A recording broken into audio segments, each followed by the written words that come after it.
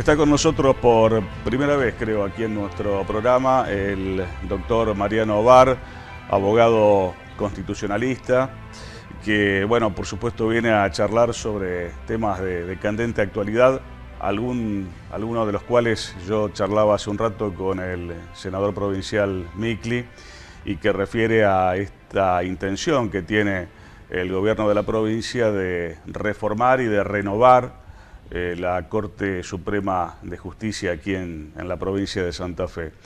Mariano, gracias por la presencia, bienvenido, ¿cómo estás? Bueno, Gustavo, gracias a vos por la invitación. Efectivamente es la primera vez que estoy acá en el programa con ustedes, así que muy agradecido.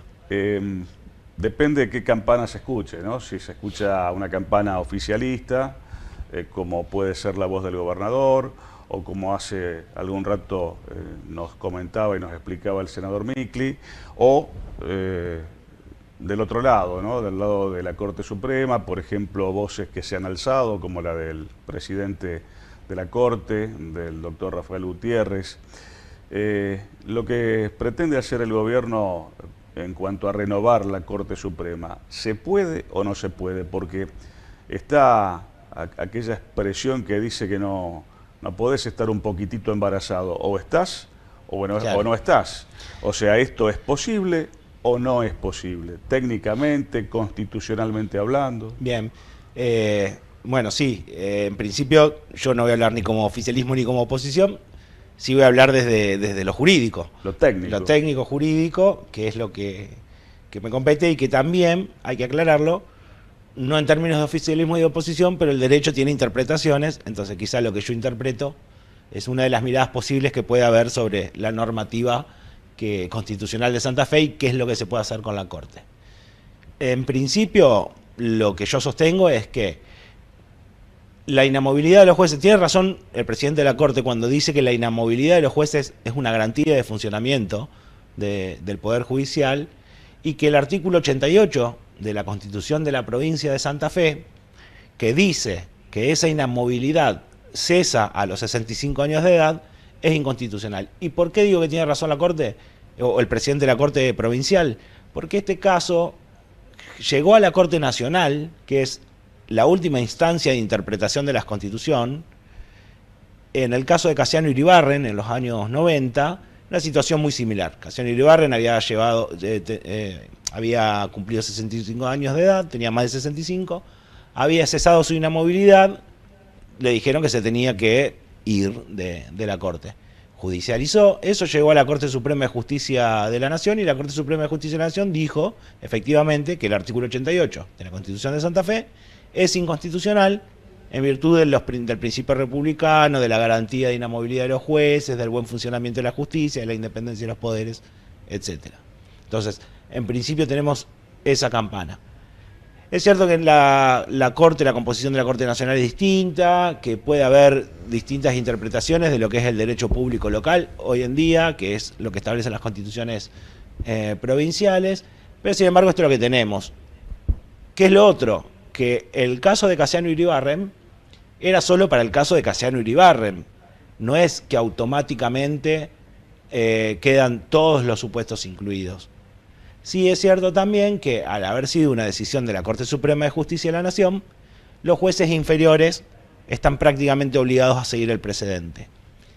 Y todo esto que parece un laberinto lo tengo que explicar, porque lo que puede ocurrir es que el gobierno de la provincia avance con un decreto removiendo a los ministros de la Corte por haber alcanzado la edad, y los ministros de la Corte judicialicen esa medida del gobernador, entonces van a tener que empezar a decidir los mismos jueces, en primera instancia, en Cámara de Apelación, la Corte de la provincia y en su caso la Corte de la Nación. Van a tener que decir si esa interpretación que haría el gobernador en ese caso sería correcta o no.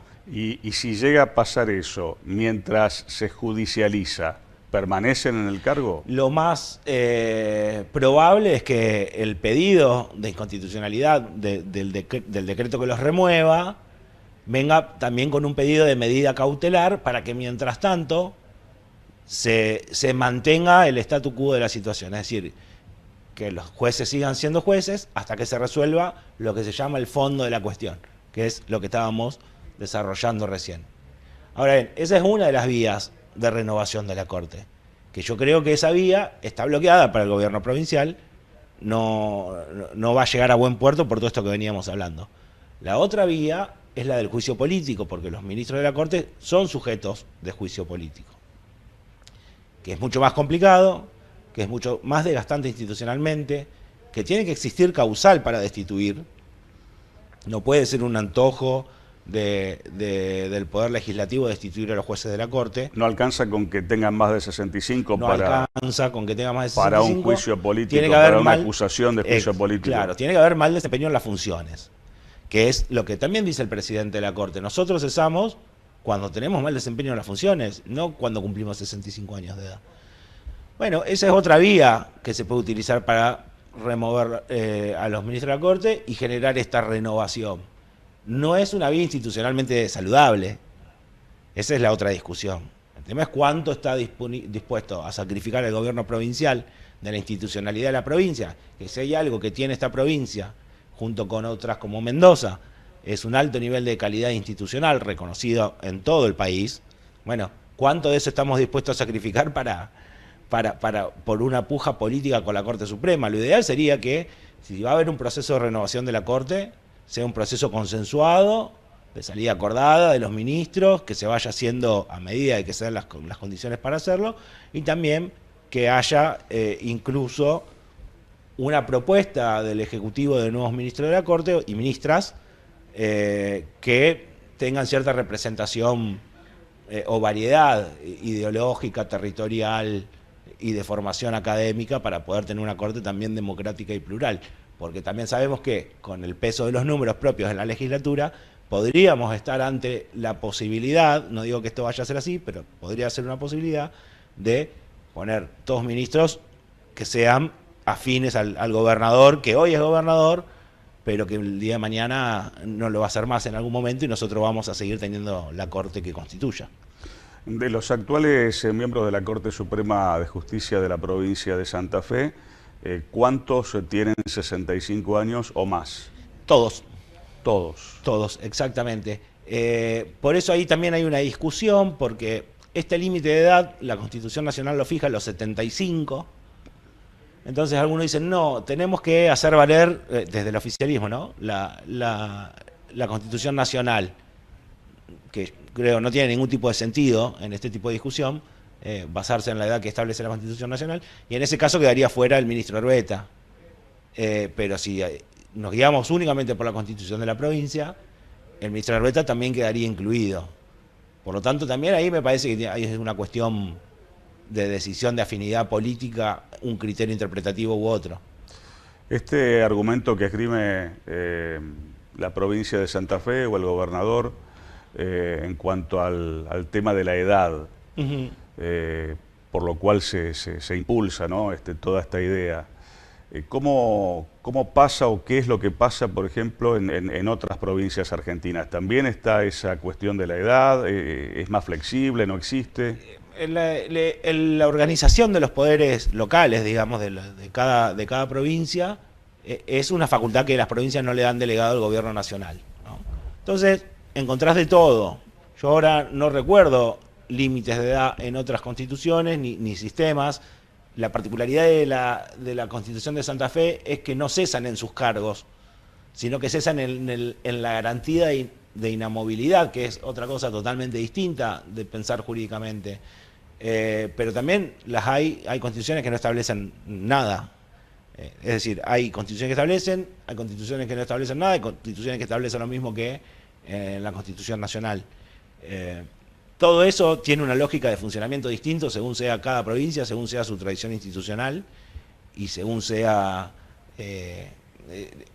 la aplicación que se ha hecho a través del tiempo de esas disposiciones. Lo que sí es cierto es que, más allá de que cada provincia organiza su propio poder judicial, hay principios que hacen a la forma republicana de gobierno, que las provincias están obligadas a garantizar, entre esa la división de poderes, y siempre sabemos que en el derecho la línea entre lo razonable y lo irrazonable o la línea límite a cruzar para saber cuándo se está en contra del principio republicano o no, es muy delgada y muy difícil muchas veces de trazar de manera clara. Ocurre con las reelecciones, ocurre con otras disposiciones organizacionales de las provincias también. En el caso de que se llegara a concretar la reforma de la Constitución de la provincia de Santa Fe, uno de los temas que se puede incluir en la discusión de esa reforma sería, por ejemplo, esta discusión actual entre el Ejecutivo y el Poder Judicial. Sí, claro. Yo creo que esencialmente una constitución provincial es esto, es la organización del poder. Y creo que los santafesinos tenemos que replantearnos la organización del poder, las facultades de cada poder y las atribuciones que vamos a tener y cómo se van a seguir controlando entre ellos en base a las vicisitudes actuales y futuras, que no son las mismas de 1962. Y si así fuera, siempre es hacia adelante. O sea, ¿qué pasaría con los actuales ministros? Sí, ahí hay una cuestión de derechos adquiridos que por más que se modifique ahora la Constitución de la provincia de Santa Fe, en un sentido que podría ser más favorable a los planes del Poder Ejecutivo, no importa, seguimos dentro del ámbito de los derechos adquiridos, dados en otro tiempo por otra Constitución, pero al fin derechos constitucionales. Quiero agradecerle al doctor Mariano Bar que haya venido a charlar con nosotros sobre este tema que no es menor y que está ocupando gran parte del debate, de la polémica, de los espacios en los medios de comunicación por estos días aquí en la provincia. Y en el final, hacerte, Mariano, una pregunta más allá de tu aclaración inicial, que quizás es más por el andarivel de la política que por el andarivel de lo jurídico-técnico. El hecho de que la reunión entre el gobernador y los miembros de la Corte se haya hecho un domingo a las 7:30 de la mañana, ¿significa algo? Digamos, ¿es algún mensaje por elevación? No, creo que fue una chicana sin sentido, que tiene que ver con la tónica del discurso de un sector del Poder Ejecutivo, no todo. Pero llamó mucho la atención. En esto de que los jueces trabajan poco, los jueces tienen privilegios, y la verdad es que los jueces trabajan mucho, también merecen tener horarios de descanso, pero así todo, digo, me parece que no fue más que eso, que una chicana. ¿Tu mirada general acerca del funcionamiento de la justicia en la provincia de Santa Fe? Mirá, si la justicia de Santa Fe tuviese, más allá de las demoras propias que tiene la justicia, son todas perfectibles, tienen problemas de funcionamiento, hay que reorganizar algunas cuestiones, la justicia de Santa Fe funciona bien. La justicia de Santa Fe no es una justicia atravesada por grandes casos de corrupción, como sí ocurre en otros lugares. La justicia de Santa Fe es una justicia que difícilmente se la puede emparentar